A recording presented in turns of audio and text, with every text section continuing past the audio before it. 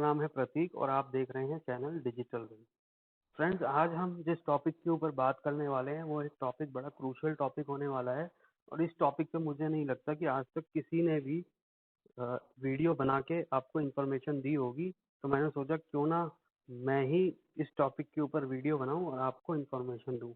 तो जिस टॉपिक के ऊपर हम बात करने वाले हैं वो हेल्प करने वाला है स्मॉल बिजनेस ओनर्स से लेके एक बड़ी स्टैब्लिश बिजनेस ओनर्स जो हैं उनको भी, या फिर आप एक अभी स्टार्टअप हैं, बिजनेस स्टार्ट करना चाहते हैं, XYZ बिजनेस से आप बिलोंग करते हैं, तो ये वीडियो आपके लिए बड़ी हेल्पफुल होने वाली है।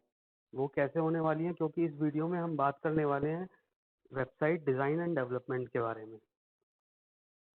फ्रेंड्स, आप चाहे अभी बिजनेस स्टार्ट करने का सोच रहे हैं या बिजनेस आपका ऑलरेडी स्टैब्लिश्ड है, तो कहीं ना कहीं आपको एक वेबसाइट की ज़रूरत ज़रूर पड़ेगी। चाहे वो आप आज बनवाएं, चाहे 6 महीने बाद बनवाएं, चाहे 1 साल बाद बनवाएं, आपको कहीं ना कहीं ये कमी ज़रूर खलती होगी कि आपके पास या आपके बिजनेस के पास वेबसाइट नहीं है। आपके क्लाइंट्स पूछते होंगे आपकी वेबसाइट का लिंक क्या है, आपके बिजनेस को मैं ऑनलाइन कैसे चेक कर सकता हूँ, या कोई गूगल पे सर्च करता होगा आपके बिजनेस के बारे में तो आप उसको विजिबल नहीं है। तो इन सारे कॉन्टेक्स्ट को लेके आपको वेबसाइट की जरूरत जरूर पड़ती है एक बिजनेस को ऑनलाइन ग्रो करने में। तो जब बिजनेस को ग्रो करने में वेबसाइट की जरूरत पड़ती है तो कहीं ना कहीं आपको वेबसाइट बनानी या बनवानी पड़ेगी किसी ना किसी एजेंसी से। अगर आपको खुद आती है तो आप खुद बना सकते हैं, आप नॉलेजेबल बंदे हैं, तो फिर आपको इस वीडियो की ज़रूरत नहीं है। लेकिन अगर आपको वेबसाइट डिज़ाइन डेवलपमेंट से रिलेटेड कोई नॉलेज नहीं है या बेसिक नॉलेज है, आधी अधूरी नॉलेज है, तो मैं आपके सारे डाउट्स इस वीडियो में क्लियर करने वाला हूँ।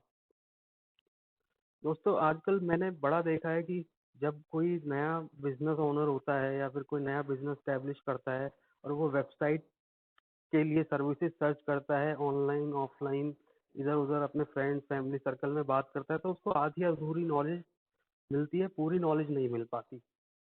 वो कैसे? कि जो उसको एजेंसी बताती है उसके बिहाफ पे वो एग्री करता है, सर्विसेज को ग्रैब करता है और उनकी सर्विसेज को लेके एक वेबसाइट डेवलप करवाता है। लेकिन उसको ये नहीं पता कि वेबसाइट के अंदर क्या क्या फीचर्स होने चाहिए ताकि उसकी वेबसाइट इजीली रैंक हो पाए गूगल पे, ऑनलाइन प्रेजेंस उसकी अच्छी हो पाए। इन्हीं सारी चीज़ों को देख के एक वेबसाइट का डेवलपमेंट एक बिजनेस ओनर करता है। तो चलिए इस वीडियो को स्टार्ट करते हैं। फ्रेंड्स, मैंने ये एक पीडीएफ ओपन किया हुआ है। ये पीडीएफ में जो हम अपने क्लाइंट्स को सर्विसेज ऑफर करते हैं वेबसाइट डिज़ाइन डेवलपमेंट को लेके, उसकी सारी जो फीचर्स एंड ऑफरिंग्स हैं वो यहाँ पे मैंने लिखी हुई हैं और यही सेम कोटेशन हम अपने क्लाइंट्स को फॉरवर्ड करते हैं। तो इस कोटेशन से आपको ये हेल्प मिल जाएगी कि आप अगर वेबसाइट बनवा रहे हैं तो वेबसाइट के अंदर क्या क्या फीचर्स आपको मिलने चाहिए।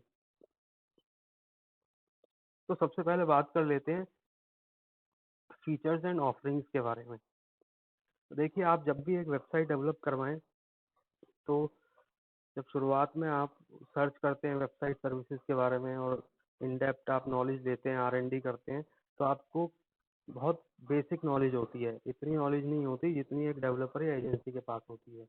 लेकिन अगर आपको ये नॉलेज रहेगी, आपके पास होगी, तो आप क्वेश्चन पूछ सकते हैं और सर्विसेज के बारे में ज़्यादा जानकारी ले सकते हैं।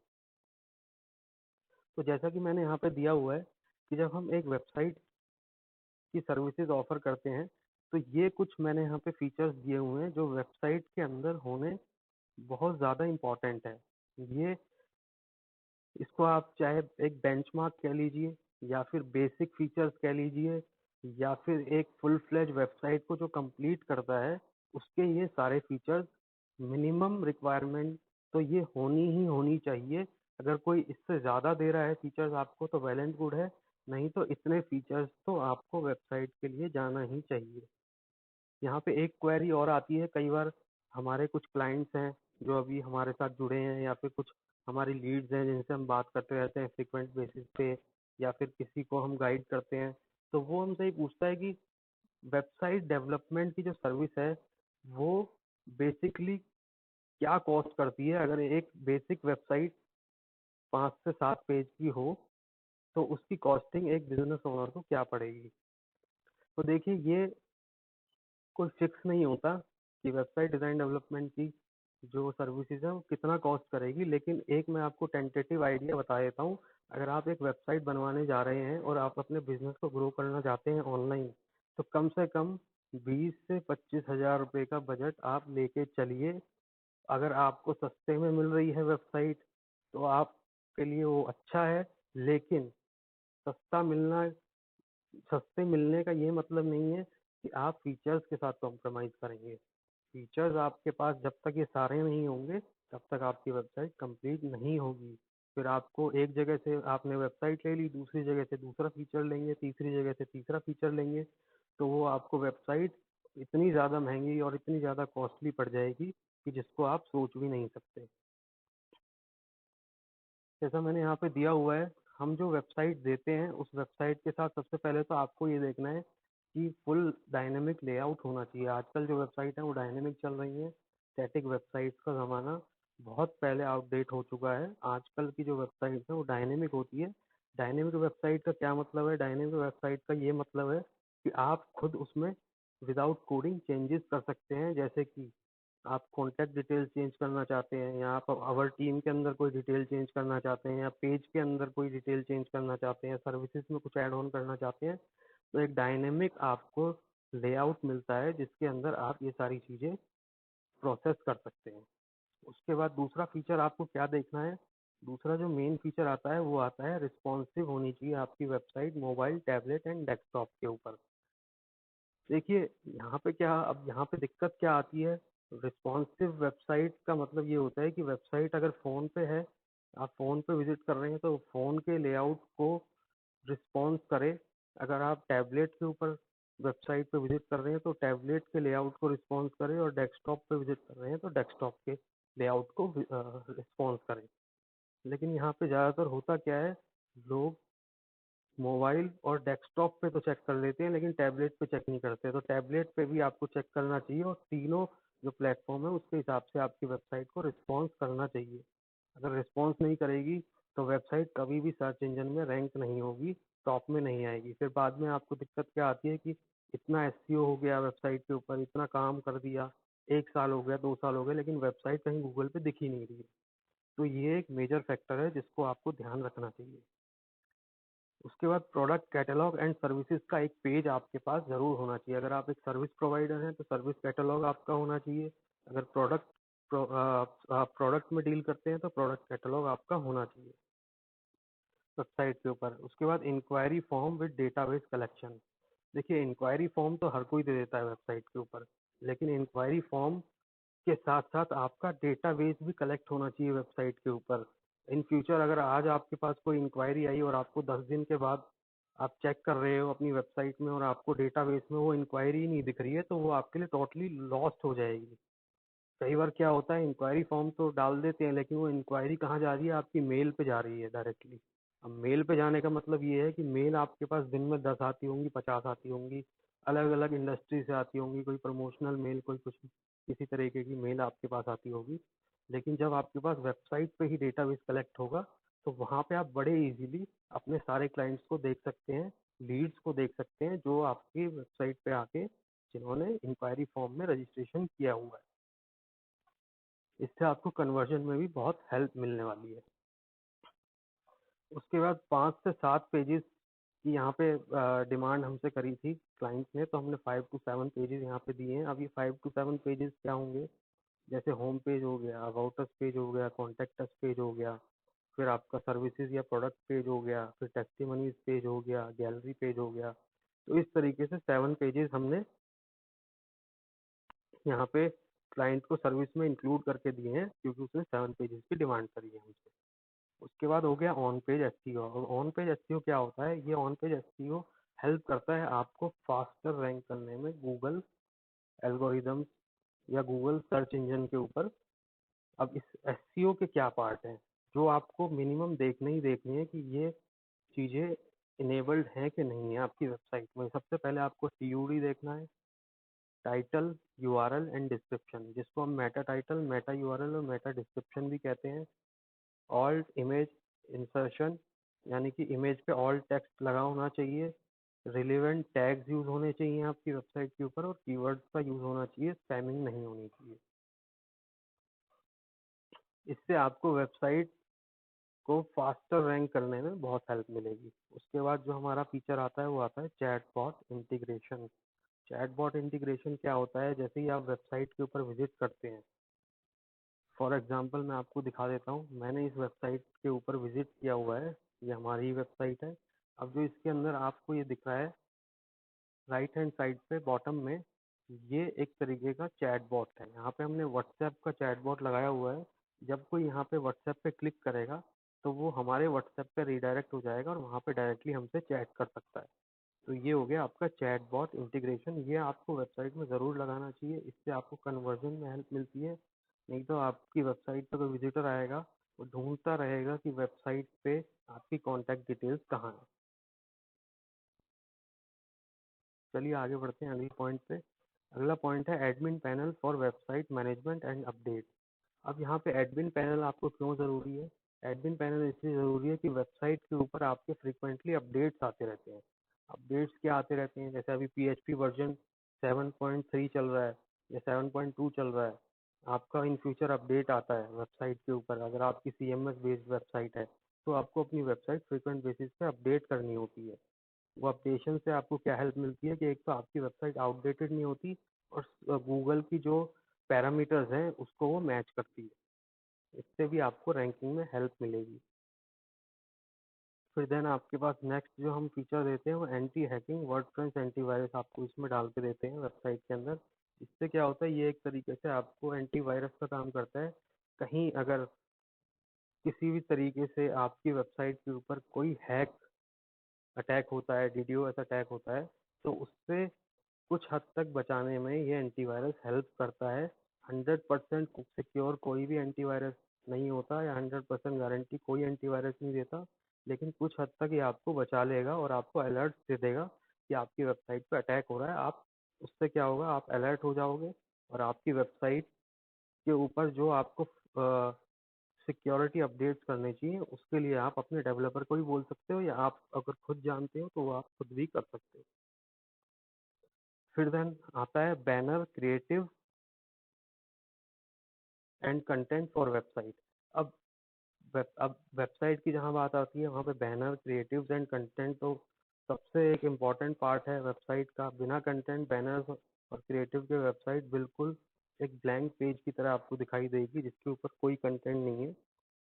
तो ये कंटेंट तो ज़रूरी है ही, लेकिन इसके साथ साथ क्या ज़रूरी है कि वो वेबसाइट कॉपीराइट फ्री हो और उस पर प्लेगराइज्म भी ना हो, वो प्लेगराइज्ड भी ना हो वेबसाइट। कंटेंट तो आपको तो डेवलपर या एजेंसी ने दे दिया, लेकिन वो कंटेंट कितना प्लेगराइज फ्री है, या उस पर जो इमेजेस और क्रिएटिव उसने यूज़ करे हैं वो किसी और वेबसाइट से उठा के तो यूज़ नहीं कर लिए।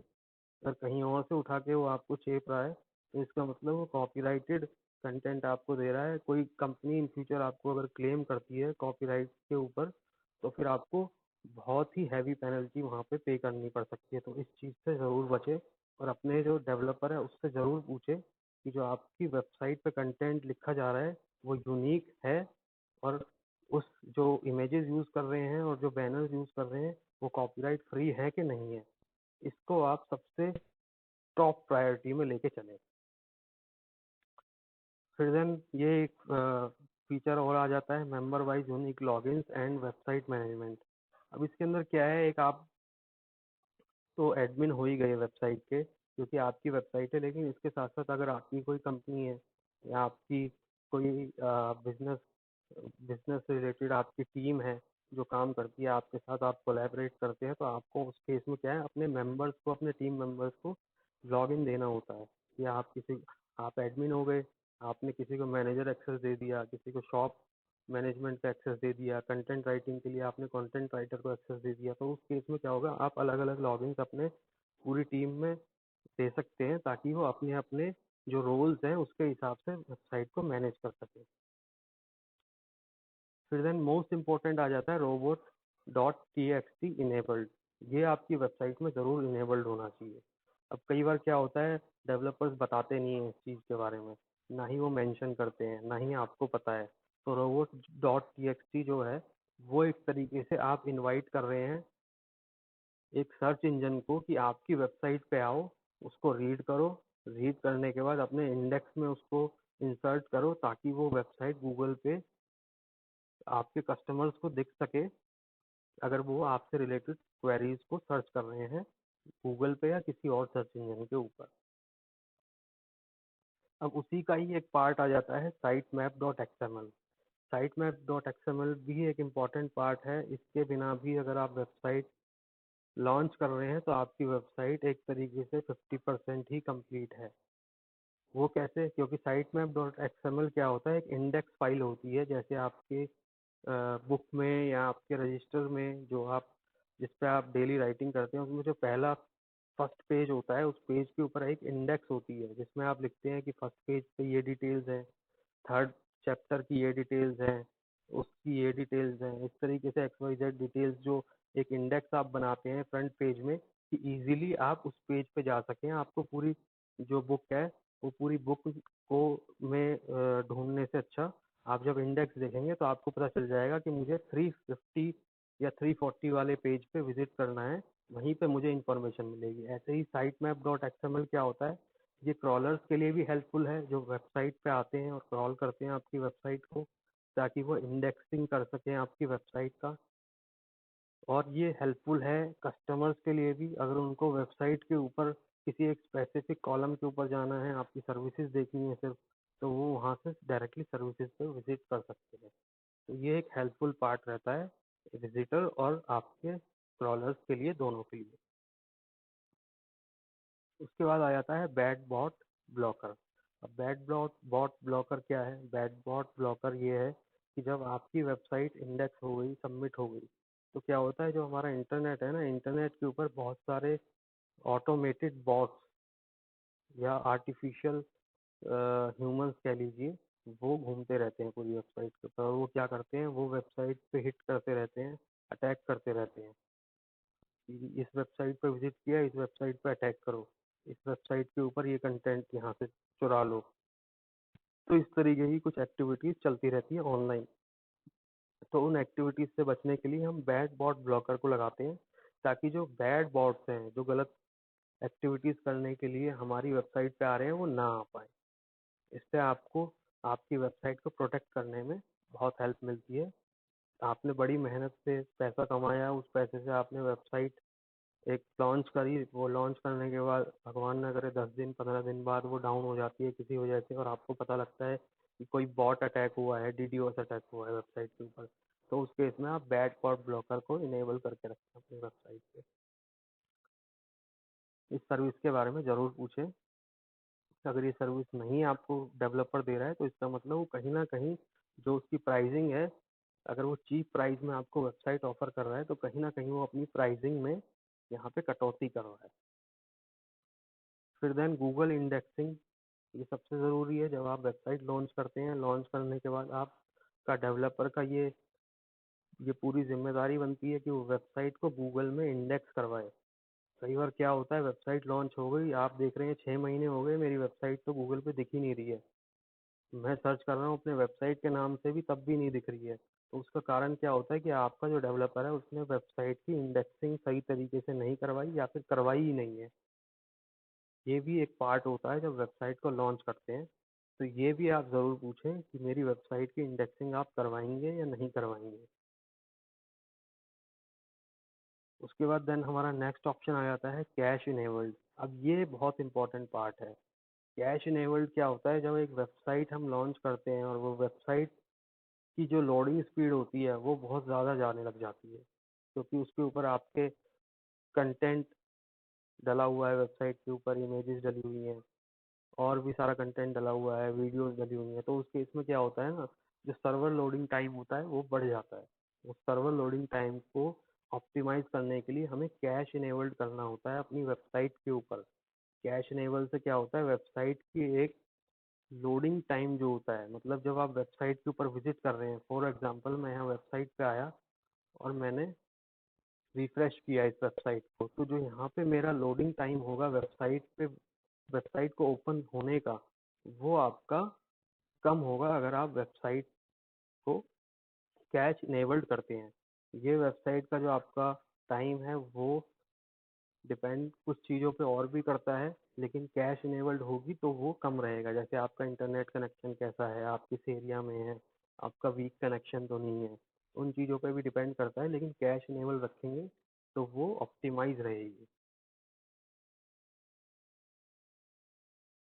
इफेक्टिव एंड सिंपल नेविगेशन, ये एक तरीके से आप अपने कस्टमर को बड़ा इजी टू यूज़ एक इंटरफेस दे रहे हैं अपनी वेबसाइट पे, कि वो अगर सर्विसेज पे जाना चाहता है तो वो सर्विसेज पे जा सके इंटर नेविगेशन से। अगर वो अबाउट अस में किसी ऑप्शन पे विजिट करना चाहता है तो वो बहुत इजीली विजिट कर सके, ये ऑप्शन आप उसको दे रहे हैं। फिर देन हमारे पास आ जाता है schema.org इनेबल्ड। अब इस फीचर के बारे में बहुत सारे ऐसे डेवलपर्स होंगे जिनको पता ही नहीं है कि schema.org होता क्या है। schema.org होता है कि आपने अपनी वेबसाइट तो लॉन्च करी, अपनी सर्विसेज के बारे में भी बताया, लेकिन आपने अपनी ब्रांडिंग नहीं करी, लोकलाइजेशन नहीं करा अपनी वेबसाइट का। यानी कि जब आप schema.org डालते हैं तो आप गूगल को ये बता रहे हैं कि जो आपकी वेबसाइट है उसका लोगो क्या है, आपके बिजनेस का नाम क्या है, आपके सेल्स नंबर क्या हैं, आपके सपोर्ट टीम के नंबर क्या हैं, आपका एड्रेस क्या है। वो सारा सबमिशन schema.org के थ्रू होता है। और जहाँ पे हम ब्लॉग वेबसाइट की बात करते हैं तो वहाँ पे ब्लॉग स्कीमा जाता है, या पोस्ट और आर्टिकल स्कीमा भी उसको कह सकते हैं, कि आपने गूगल को बता दिया कि मेरी वेबसाइट जो है वो इस प्रोडक्ट से रिलेटेड है और ये सर्विसेज या प्रोडक्ट मैं अपनी वेबसाइट पे देता हूँ। तो ये schema.org आपको ज़रूर इनेबल करना चाहिए। डिटेल में मैं बात नहीं करूँगा, अगर आप कहेंगे तो एक सेपरेट वीडियो बना दूंगा schema.org के ऊपर, जिसमें हम डिटेल में बात कर सकते हैं schema.org क्या होता है और कैसे काम करता है। उसके बाद हम लोग 5 ऑफिशियल ईमेल्स देते हैं। अब कुछ इसमें लोग या कुछ डेवलपर्स ऐसे भी होते हैं जो कहते हैं सर मैं आपको 100 ऑफिशियल ईमेल्स दे दूंगा। अब भैया 100 ऑफिशियल ईमेल्स तो आप दे रहे हो, लेकिन वो दे कहाँ रहे हो? ज़्यादातर 90% जो डेवलपर्स या एजेंसीज हैं वो आपको वेब मेल के ऊपर ईमेल भर भर के दे देती है, और आप भी वो ईमेल्स रख लेते हो कि अरे इतनी ईमेल्स मिल रही है मुझे। वो ईमेल्स बहुत हद तक चांसेस हैं जो वेब मेल पे ईमेल्स बनाई जाती हैं वो आपकी स्पैम में जाती हैं, अगर आप किसी भी कस्टमर को ईमेल शूट कर रहे हो तो। और दूसरी चीज़, अगर आपकी होस्टिंग किसी वजह से डाउन हो गई तो आपकी ईमेल्स भी डाउन हो जाती हैं उस केस में। तो आपको बड़ी डिफ़िकल्टी फेस करनी पड़ेगी अगर आपको एक अर्जेंट में मेल करनी है और आपकी वेबसाइट और होस्टिंग जो है वो कुछ टाइम के लिए डाउन हो गई है। तो एक प्लेटफॉर्म ऐसा चूज़ करें। ज़ोहो एक अच्छा प्लेटफॉर्म है, और जो इंडस्ट्री है उसके अंदर एक वेल स्टैब्लिश्ड एक प्लेटफॉर्म है जिसके अंदर ईमेल्स प्रोवाइड होती है। मेरा जो पर्सनल एक्सपीरियंस है, आज तक मैंने कभी भी ज़ोहो का सर्वर डाउन होता नहीं देखा। ज़ोहो के बाद जो इससे ऊपर आता है वो थोड़ा सा एक्सपेंसिव होता है, तो उसमें वेबसाइट की कॉस्टिंग भी बढ़ जाती है। वो है गूगल का जी सूट, या गूगल वर्क स्पेस भी उसको आप कह सकते हैं। फिर देन गूगल एनालिटिक्स आ जाता है, ये एक ऑप्शन है। गूगल एनालिटिक्स क्या है कि आपकी वेबसाइट के ऊपर कितने विजिटर्स विजिट कर रहे हैं फ्रिक्वेंट बेसिस पे, उसकी रिपोर्ट आपको चाहिए। या आपको मॉनिटर करना है कि किस स्टेट से कितना विजिटर्स मेरे पास आ रहा है, किस कंट्री से आ रहा है, कितनी देर मेरी वेबसाइट पे विजिटर स्टैंड कर रहा है, किस पेज के ऊपर जा रहा है। वो सारी एक मॉनिटरिंग रिपोर्ट आपको गूगल एनालिटिक्स से मिलती है। ये फीचर जरूर इनेबल करवाएं। बिना इस फीचर के आप अपनी मार्केटिंग को सक्सेसफुल नहीं कर सकते जब तक आपको ये नहीं पता चलेगा कि आपकी टारगेटेड ऑडियंस कहाँ पे एग्जिस्ट करती है। गूगल वेबमास्टर, गूगल वेबमास्टर को भी इनेबल करवाएं वेबसाइट के ऊपर, गूगल वेबमास्टर का एक्सेस लें। गूगल वेबमास्टर से क्या होता है, ये जो आपकी वेबसाइट पे जितने भी पेजेस हैं वो कहाँ पे रैंक करते हैं गूगल के ऊपर। पहले तो आप इंडेक्स करवाते हैं गूगल वेबमास्टर के थ्रू अपनी वेबसाइट को गूगल सर्च इंजन में। उसके बाद आपको ये रिपोर्ट देता रहता है कि आपकी वेबसाइट के कितने यूआरएल गूगल में इंडेक्स हैं। जैसे आपका होम पेज है, अबाउट अस है, सर्विसेज पेज है, लेकिन ब्लॉग पेज नहीं आ रहा, तो आपको पता चल जाएगा कि मेरे 4 पेज इंडेक्स हैं लेकिन 5वां पेज मेरा गूगल को पता ही नहीं है कि कहाँ पे है। तो उसको आप इंडेक्स करवाएंगे वहाँ से, और इसकी रिपोर्ट आपको मिलती रहेगी कि आज आपकी वेबसाइट किस पोजीशन पे रैंक कर रही है। वो फर्स्ट पेज पे है, सेकंड पेज पे है, थर्ड पेज पे है, किस कीवर्ड से रैंक कर रही है। वो सारी रिपोर्टिंग आपको गूगल वेबमास्टर देगा। तो ये रिपोर्ट आपके लिए बहुत ही इम्पोर्टेंट होती है आपकी वेबसाइट की मार्केटिंग के लिए। फिर then Google business listing integration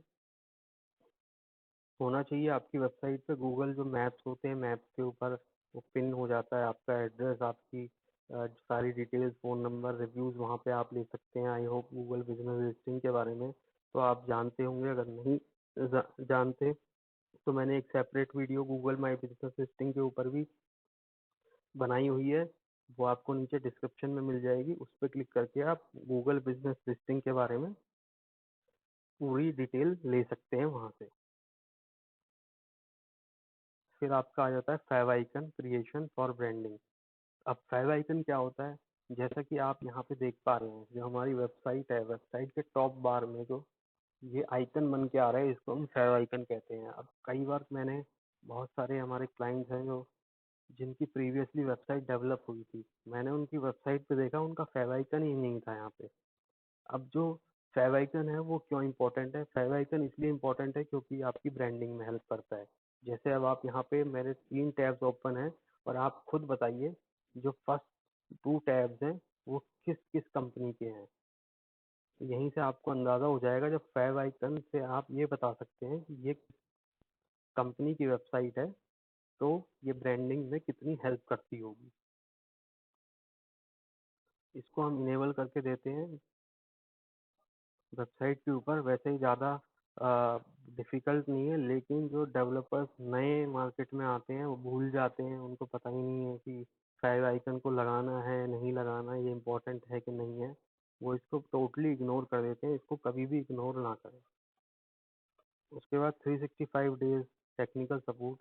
हाँ, ये सपोर्ट जो है हम 365 यानी 1 ईयर के लिए हर वेबसाइट के लिए हम देते हैं, कि जो वेबसाइट हमने डेवलप करी है उस वेबसाइट के डेवलपमेंट के बाद जो 1 साल का टाइम पीरियड होगा, उस टाइम पीरियड में हम पूरी वेबसाइट को टेक्निकली मैनेज करेंगे।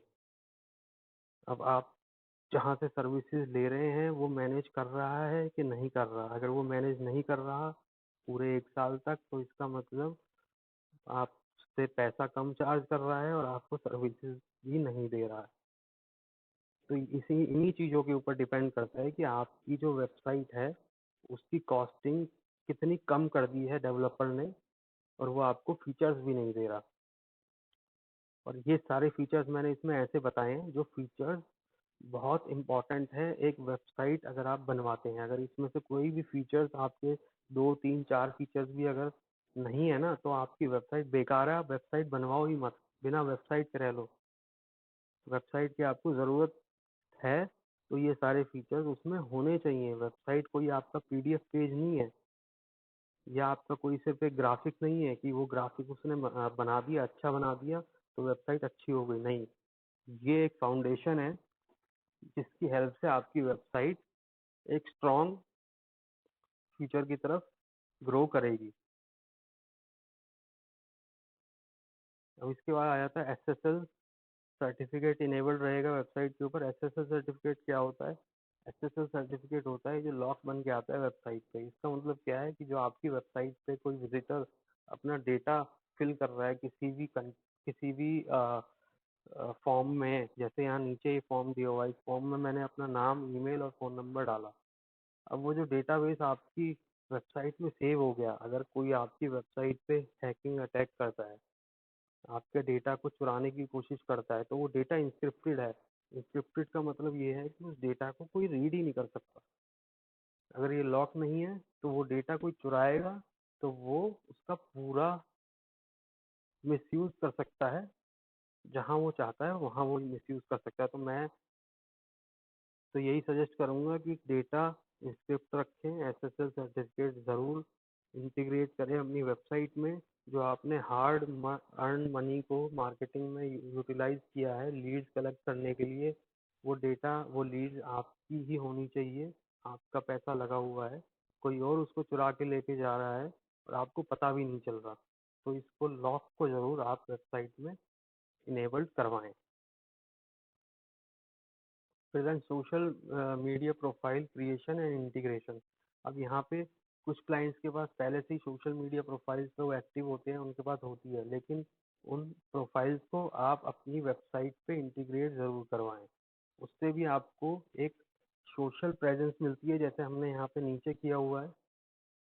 Facebook, Twitter, Instagram, LinkedIn, YouTube, आप इन पे विजिट करके आप हमें फॉलो भी कर सकते हैं। इसी तरीके से आप अपनी वेबसाइट पे कहीं ना कहीं इनको मेंशन जरूर करें, ताकि जो आपकी आइडेंटिटी है वो ओमनी प्रेजेंस रहे। आप हर जगह प्रेजेंट रहेंगे तो आप रेडी हैं अपने सर्विसेज या प्रोडक्ट को सेल करने के लिए। फिर देन आ जाता है 1 year hosting and 1 year domain. अब ये एक ऑप्शनल फीचर होता है, अगर आपने लिया हुआ है डोमेन एंड होस्टिंग तो आप उसी पे होस्ट करवा सकते हैं। अगर आपके पास नहीं है डोमेन एंड होस्टिंग तो हम भी आपको प्रोवाइड करवा सकते हैं। ये एक एंड टू एंड सॉल्यूशन है जो मैंने आपको इस बिजनेस प्रपोजल में दिखाया। इस प्रपोजल को लेने के बाद आपको एक सिंगल पैनी कहीं खर्च नहीं करनी है कि आपकी वेबसाइट में ये कमी रह गई या वो कमी रह गई। इसके बाद फिर आपका जो मार्केटिंग जो फेस है वो स्टार्ट हो जाता है। ये आपको एंड टू एंड सॉल्यूशन हमने दे दिया यहाँ पे। इसकी कॉस्टिंग क्या आई 20,000 और उसके ऊपर 18% टैक्सेस लगता है, तो टोटल कॉस्टिंग 23,600 रुपीज़ की आती है अगर आप ये सारे फीचर्स लेते हैं एक वेबसाइट के अंदर। और जिस फीचर्स की मैंने बात करी है वो कोई ऐसा फीचर नहीं है कि वो कोई कॉस्मेटिक मैंने फीचर यहाँ पे नहीं दिया है इस वेबसाइट कोटेशन में। तो ये सारे फीचर्स होने ही होने चाहिए। किसी भी एक फीचर को कम करेंगे तो वेबसाइट कॉम्प्रोमाइज़ हो जाएगी। फिर बाद में जो कस्टमर्स हैं या फिर जो क्लाइंट्स हैं वो यही कहते हैं कि वेबसाइट बनवा ली लेकिन रैंक नहीं हो रही, वेबसाइट बनवा ली लेकिन कन्वर्जन नहीं मिल रहा। तो भाई ये सारे फीचर्स आप इनेबल रखें अपनी वेबसाइट के अंदर, तभी आपको रिजल्ट मिलेगा, वरना रिजल्ट नहीं मिलेगा। अब यहाँ पे कुछ एक और चीज़ें हैं। अब कुछ मेरी मेरी कुछ लीड्स जो है उनसे मेरी बात हुई थी, अभी कुछ मेरे पास इंक्वायरीज आई थी तो मैंने बात करी उन लोगों से। उन लोगों का सीधा सीधा ये कहना था, सर वेबसाइट तो 3,000 में बन रही है, आप 20,000 किस चीज़ का ले रहे हो? वेबसाइट तो सर 4,000 में बन रही है, वेबसाइट 2,000 रुपये में बन रही है।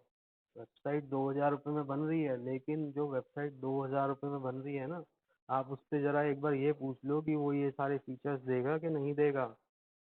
अगर ये फीचर्स वो नहीं दे रहा है तो इसका मतलब वो आपको कहीं ना कहीं बेवकूफ़ बना रहा है।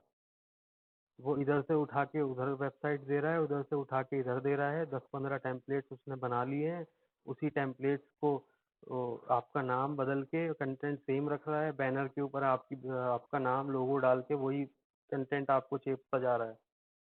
तो इन सब चीज़ों से बचें, सतर्क रहें। और अगर एक फ्रूटफुल वेबसाइट चाहते हैं तो डिस्कशन करें, हेल्दी डिस्कशन करें अपने डेवलपर के साथ। इन सारी चीज़ों को ज़रूर लें वेबसाइट में। अगर ये सारी चीज़ों में से कुछ भी चीज़ आपको नहीं मिलती है तो उससे कहें भाई ये सारे फीचर्स मुझे चाहिए। जो वेबसाइट 3,000 4,000 रुपये में बनती है ना, मैं गारंटेडली कह सकता हूँ कि वो वेबसाइट इतनी फ्रूटफुल नहीं होती। होप फ्रेंड्स आपकी सारी क्वेरीज का मैंने यहाँ पे आंसर किया होगा। और अगर आप एक वेबसाइट डेवलपमेंट करवाना चाहते हैं तो आप एक अच्छे डेवलपर को हायर करें, अच्छी एजेंसी को हायर करें जो आपकी हेल्प करे एक आपकी वेबसाइट के थ्रू आपके बिजनेस को ऑनलाइन ग्रो करने में, ना कि वो आपकी वेबसाइट से आपको कोई वैल्यू ऐड ना कर रहा हो। ऐसा वो इंटेंशन से अगर आपको एक वेबसाइट की सर्विसेज दे रहा है तो आप बिल्कुल उसको मना कर दीजिए कि मुझे वेबसाइट नहीं बनवानी है आपसे। अब क्या ये इन लोगों की ट्रिक क्या होती है, ये लोग कंपटीशन को बिल्कुल ख़राब कर देते हैं।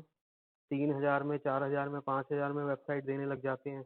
अब मैं जस्ट डायल पे आप इंक्वायरी करेंगे, जस्ट डायल के ऊपर आपको एन नंबर्स ऑफ ऐसी एजेंसीज मिल जाएंगी, ऐसे आपको फ्रीलांसर्स मिल जाएंगे। सर मैं 2000 में वेबसाइट बना दूंगा, सर मैं 4000 में बना दूंगा। यहाँ पे समझने वाली बात ये है, जो आदमी 3000 4000 रुपए में वेबसाइट बना रहा है वो क्या सर्विसेज दे रहा है। मैं अगर बात करूँ डोमेन एंड होस्टिंग की, एक साल का डोमेन और होस्टिंग अगर हम एक अच्छी कंपनी से लेते हैं तो 4 से 5 हजार रुपये वहाँ हमारे खर्च हो जाते हैं।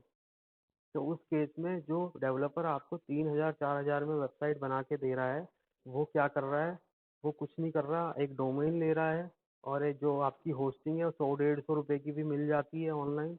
वो 100 150 रुपए वाली होस्टिंग आपको चिपका रहा है और जो आपको ईमेल्स दे रहा है वो ज़ोहो या फिर जी सूट पे किसी भी एक रेपुटेटेड प्लेटफॉर्म पे नहीं दे रहा। और जो आपको कंटेंट दे रहा है उसमें कटौती कर रहा है, किसी और का कंटेंट आपको दे रहा है, किसी और के ग्राफिक्स उठा के आपकी वेबसाइट पे लगा के आपको दे रहा है और कह रहा है कि ये आपके लिए ही मैंने बनाए हैं। तो इन सब चीज़ों से बचे, एक अच्छी फ्रूटफुल वेबसाइट बनाए जो आपकी बिजनेस में कुछ वैल्यू ऐड करे। अगर आप चाहते हैं कि हम आपकी वेबसाइट डेवलपमेंट में हेल्प करें तो आप, मैंने नीचे डिस्क्रिप्शन में नंबर्स दिए हुए हैं, आप डायरेक्टली हमें कांटेक्ट कर सकते हैं, हम आपकी बिल्कुल हेल्प करेंगे वेबसाइट डेवलपमेंट में।